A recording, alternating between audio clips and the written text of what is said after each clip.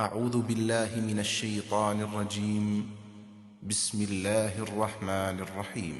إن الله لا يستحيي أن يضرب مثلا ما بعوضة فما فوقها فأما الذين آمنوا فيعلمون أنه الحق من ربهم وأما الذين كفروا فيقولون ماذا أراد الله بهذا مثلا يضل به كثيرا ويهدي به كثيرا وما يضل به إلا الفاسقين الذين ينقضون عهد الله من بعد ميثاقه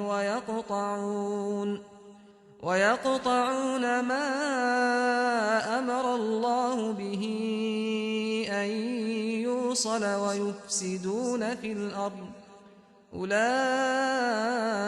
هم الخاسرون. یہ جنت کی تمثیل ہے اور اللہ اس بات سے نہیں شرماتا کہ کسی حقیقت کی وضاحت کے لیے وہ مچھر یا اس سے بھی حقیر کسی چیز کی تمثیل بیان کرے.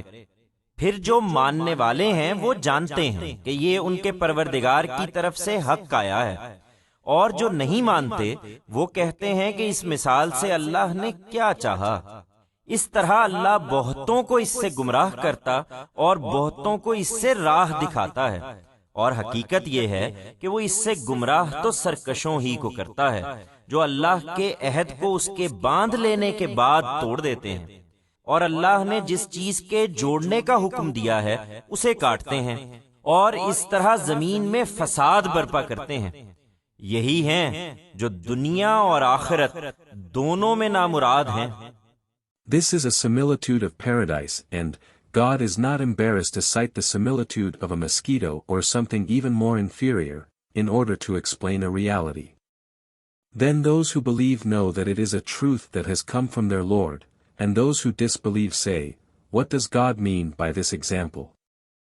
In this way, God misleads many by it, and many He leads to the right path by it, and, in reality, He only misleads by it the rebellious, who break God's covenant after making it, and who sever what God has directed to join, and in this manner spread disorder in the land.